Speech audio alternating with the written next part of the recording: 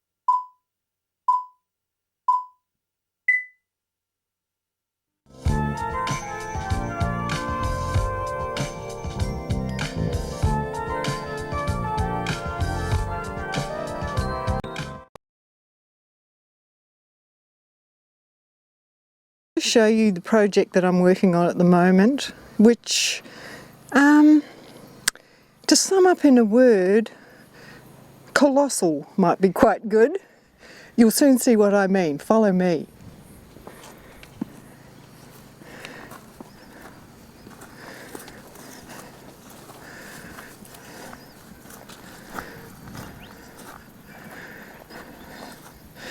So every day I trot up and down this path on my major life work,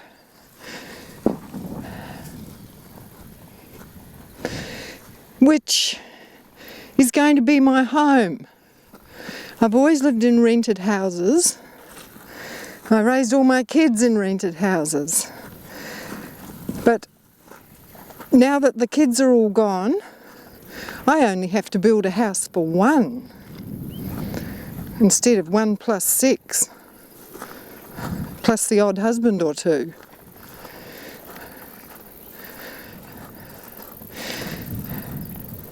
I wanted this house to be like the earth burped and this little creation popped up. So it's all made out of the stone, which is from right here on the site. And it's Wistow stone, because we're in South Australia here.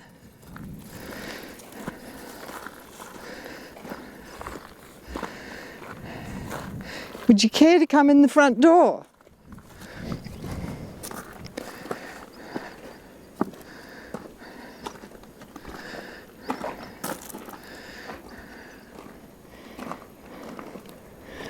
Rightio, slap bang in the middle of my house, built by my hands with my hand cement mixer.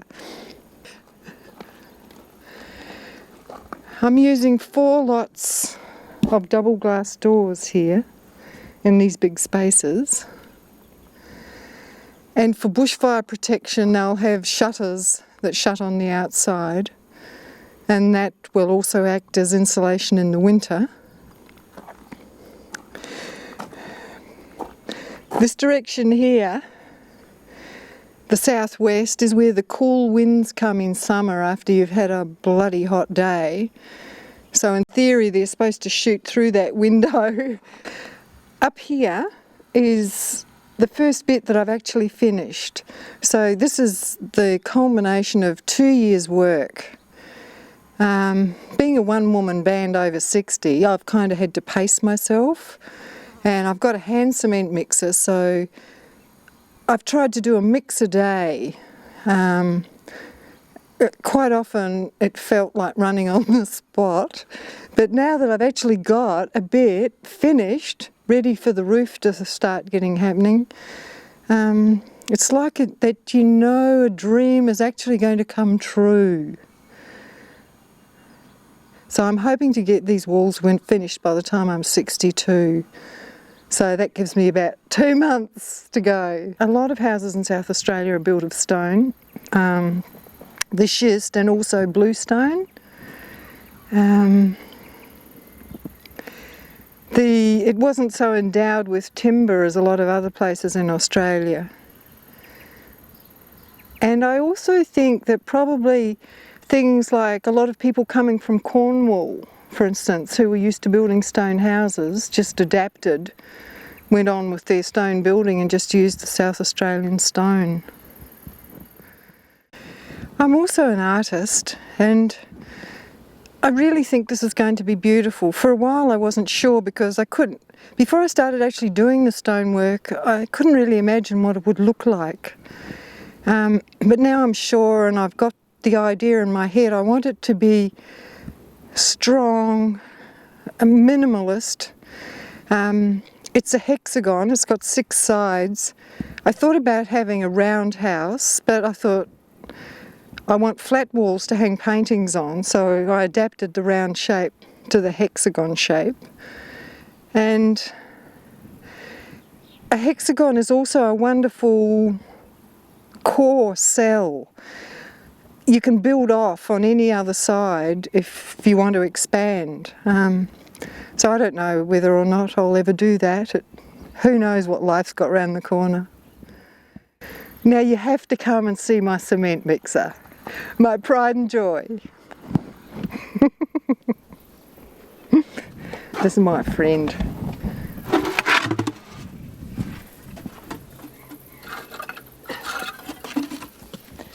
So you don't have electricity? No, I don't. I've got woman power. And I tell you what, the woman power's increased as I've gone on, because I started doing this when I was 60, and I think a lot of women at 60 start to, well, maybe crumble a bit or slow down, but I've been building new muscles, which has all been very interesting. I actually feel healthier at 60 than I did at 40. And really, the handle broke when I got it, so I just stuck an old wire brush in, and this is, I mean, you use two hands when it's full, and you do a few one way and a few the other way, and then you put your water in, and then you can tip it up and tip it all out. Some lovely man gave me this. I put an ad in the paper, and he answered it, and when I went to pay him, he said, "Good luck to you, lady," and gave it to me for nothing. And my rocks are for nothing. So if you're a woman of limited means and you can somehow get yourself a little bit of land, you can actually have a house and no mortgage, even if you are 60-something.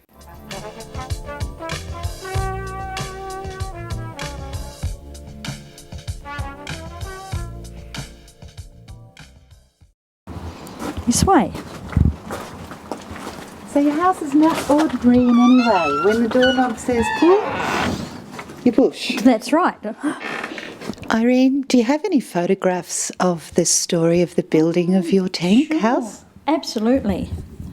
Here we go. Have a look at this. Is the very first. That's how the tank looked when I very first saw it. It was spring and there were blossoms on the old plum trees. And as you can see, it's quite low into the ground. So it had to be dug out all the way around. When the earth had been removed from around the tank, getting ready to cut the openings for the doors and the windows, I had a contractor to come and do that. I just marked where they were going to be, and because this was the inlet and the outlet pipe of the tank, it seemed an obvious place for a door because it already had this lovely structure here, and the columns, I left them there because they're part of the history of the tank, and I thought that would be a nice way to frame the door. Is me with a sledgehammer knocking the first light into the house, knocking out the front door, and it was such an exciting feeling. And from that process of making all the holes, they had to be cut in small sections because they were so heavy, the pieces were so heavy to move, but I did use most of them for foundations for other things and for paths and steps, and just used them around the house because they were just too heavy to move, too heavy to take away. So a lot of them just got left, and now you wouldn't recognise them at all. They've been mosaicked over and all sorts of things. All the openings made ready for the tank to be rendered, and the pipes were wrapped up with plastic, and the whole place was actually spray rendered. The people that supplied the smaller tanks sent their team of renderers over to render it, and they didn't charge me just for the material. They didn't charge me for the labour at all. They were so intrigued with what I was doing. So that was a buzz. And they also supplied the paint. And my friend and I painted it, put the paint in a wheelbarrow and wheeled it around the house and painted it with brooms, which was fun, lots of fun, because it was very textured. It would have taken forever to paint it with paintbrushes. This is the crane lowering the tanks, the smaller bathroom tank, down into the hole. As you can see, the crane here with its big arm reaching down, and there was quite a drop down into where this one was to be lowered because the earth had been removed. There was quite a deep drop. And the plumbing, that was a fascinating experience because all the underfloor plumbing was done for the bathroom, as you can see it all here. I made a paper pattern of where the plumbing pipes were, transferred it to the inside of the tank. Then my son cored the holes with a corer, and that was lowered down onto the plumbing pipes. One of the concrete contractors, coring one of the round holes. As you can see, this drum corer. So that's how the round holes were actually cut. This is the upstairs room being constructed. The tank has now been rendered and all the holes cut and ready for the upstairs section. The next stage, the blueboard, you can see that will be rendered over with the same type of render as the rest of the house.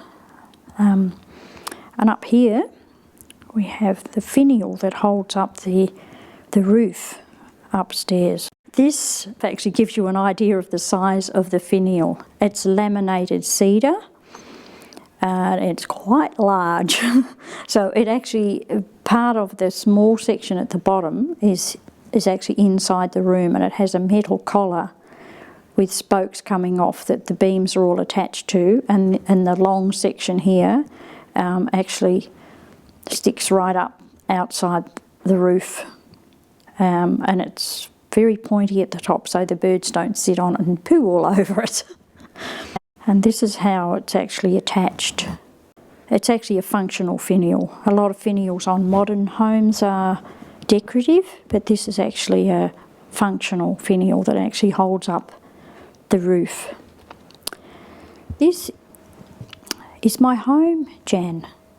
My retreat, my castle, my place for my old age, and my place where I have fun and where my family and friends visit me. And I shall go off and have lots of adventures in my life, but I always come back to my little tank. I call it Tickle Tank because sometimes it's quite funny. And some of the problems I had to solve created a few funny moments as well.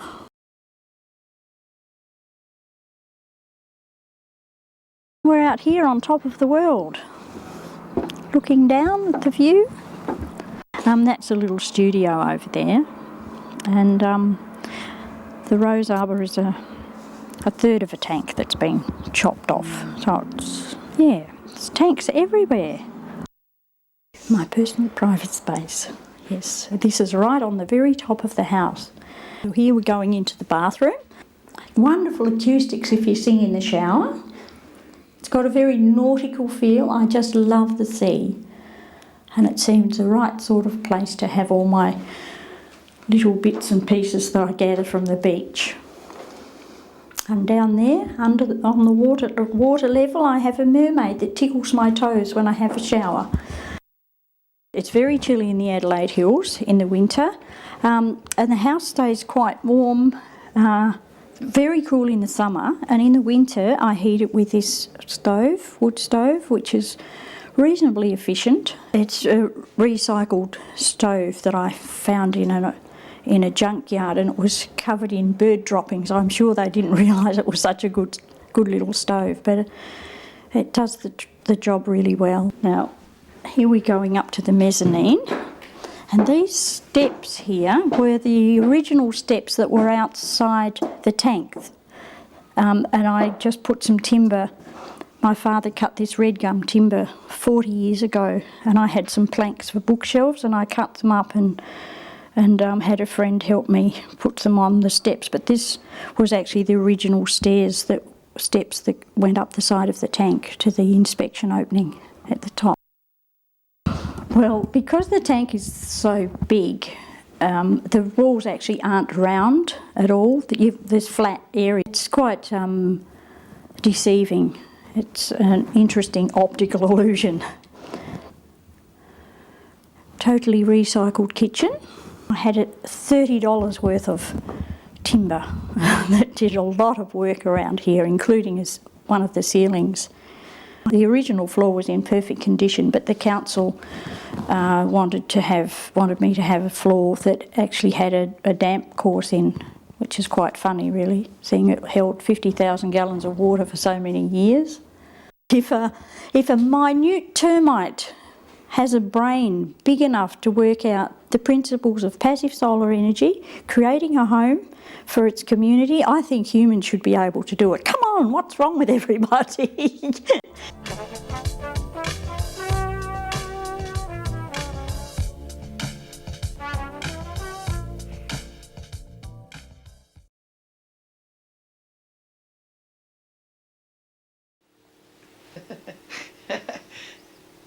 Well, I'm back from Adelaide. I've been sleeping on the dining room table. The plan was perfect to begin with. The World Cup was on, so I was going to leave town, leave the fellas to the television and football, and I was going to go to South Australia and stay in my tank, and when I come back, we were going to have two brand new rooms, lovely rooms for the bride and the bridesmaids to get dressed in on the big day. Well, of course, nothing ever goes to plan. As you can see from the previous footage taken by Ray, the very first tiny piece of wall that came off exposed a thriving termite nest. So that was a bit of a panic station. But anyway, we work around that. We'll forget that room. And Max has been wonderful, and he's been doing the front room, which is about half done. But I got back from Adelaide last night, and the place is a bit of a construction site. And when I went to bed, there wasn't anywhere for my mattress to fit because there's barely any room on the floor. So that's why I've been sleeping on the dining room table. Now when I woke up this morning, I open my eyes and I see the light and I think, oh my God, I've met with a nasty accident. And I thought I was in an operating theatre till I get up and realise that I'm really at home. Anyway, that's where we're up to. Hopefully on the next edition of this termite thriller, it'll be finished. The room will be finished and the termites will be a fading memory.